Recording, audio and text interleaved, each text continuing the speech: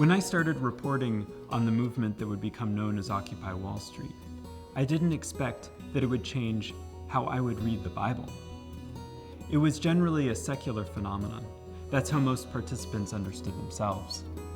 But it wasn't long before this struggle for a more equal, more participatory economy started calling me to enter more strenuously into my faith. The initial occupation at New York's Zuccotti Park in the fall of 2011 turned that rectangular block of granite into sacred space. The occupiers renamed it Liberty Square.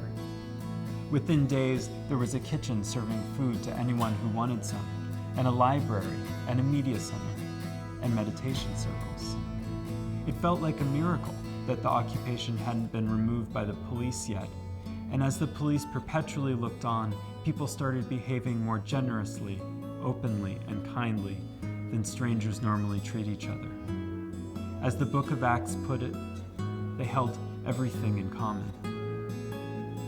Later, I noticed that in both chapters 2 and 4 of Acts, just before this apostolic communism is mentioned, there is an experience of signs and wonders. For better or worse, even the apostles needed to be shocked out of their normal ways of doing things, into something more like the society of God.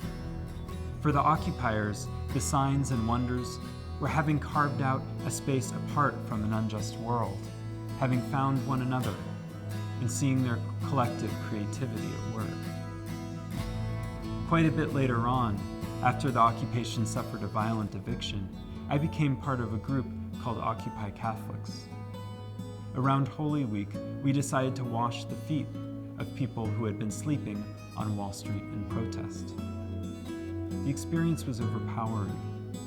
I realized when the stench of those feet stuck on my hands for hours after, what it must have meant when Jesus washed his disciples' feet in dusty first-century Palestine.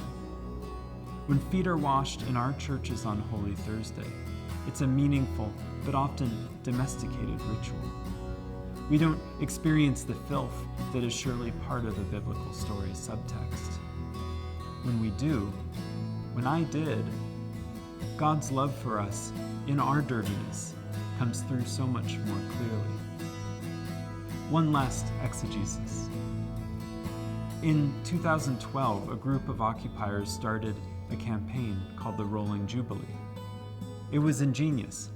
They'd raise money to buy defaulted medical debt and then forgive it. They found a way to access the heavily discounted rates that collection agencies pay, but which are out of reach for the debtors themselves, people who often went into debt simply in order to survive. The campaign was a great success, raising more money than anyone expected. That word Jubilee, of course, is a word from the Bible, the ancient practice of debt forgiveness that was part of Jewish law and that Jesus called to mind when he recited Isaiah in the synagogue.